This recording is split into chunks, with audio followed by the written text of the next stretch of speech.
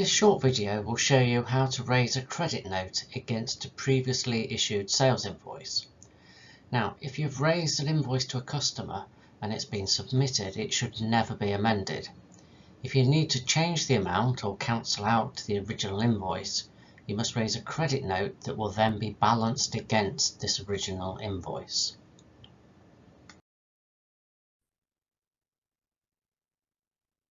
Okay, so we have an invoice here that we submitted to the customer that's no longer required.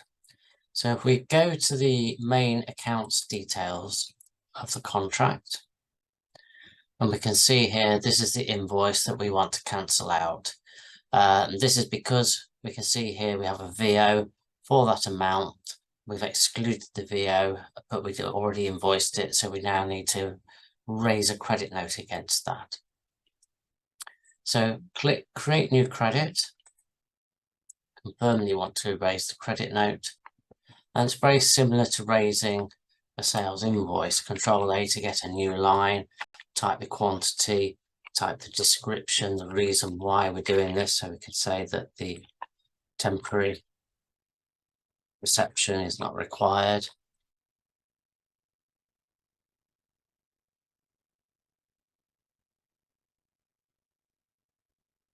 And then the price that we want to raise a credit for.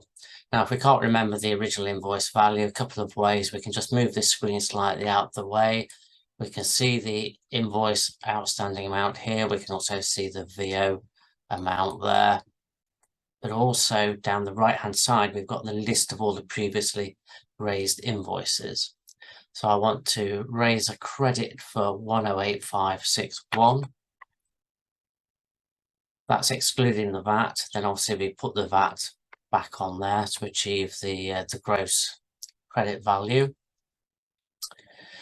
We then need to say who we're going to make the credit note to the attention of. But then we also have to say which invoice we're crediting it against. So we can see here that it's invoice number 174. Type in 174. The system will then put the date that that original invoice was raised. We also have here where we would have the payment details and terms. It's just confirming the fact it's a credit invoice and it's not to be paid. It's going to be credited against a previously submitted invoice. So once you've entered all the relevant details, click Issue Credit Note. We'll print a copy on the screen. So we can see here it's on your company headed paper, addressed to the relevant person with a credit note number, the details of all the items that you're crediting, and then in red it's advising them it is a credit advice. So I'm returning back to the main details. We can now see there's an orange entry with a credit with a negative value. Our credit note was for a positive, but obviously for the maths side of things, we have a negative value to achieve the correct total.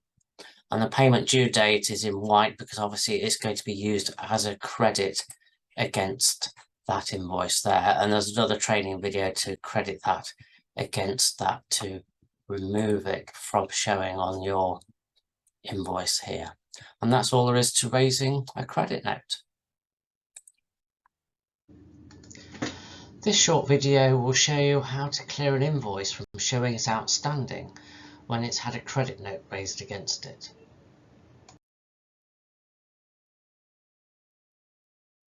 There will be occasions where you've raised a sales invoice to a contract but subsequently raised a credit note against it. Now, the original invoice will still be showing on your outstanding invoices because at the moment you haven't said it's being paid because you've raised a credit note against it. If I load up the contract,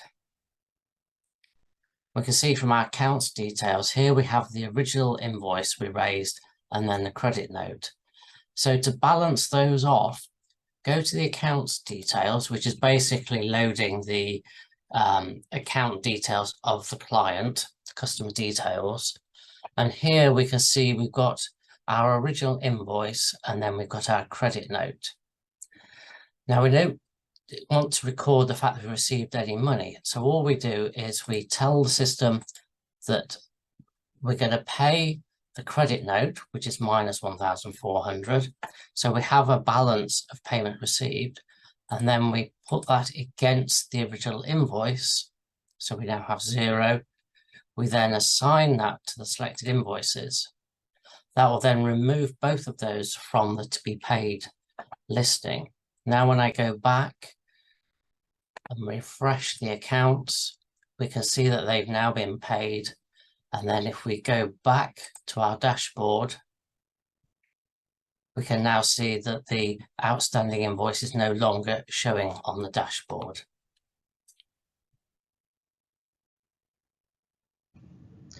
So thank you for taking the time to look at this short video, and hopefully it will have helped you with this area of Contract Controller. If you need more assistance with using Contract Controller or would like more information, please do get in touch.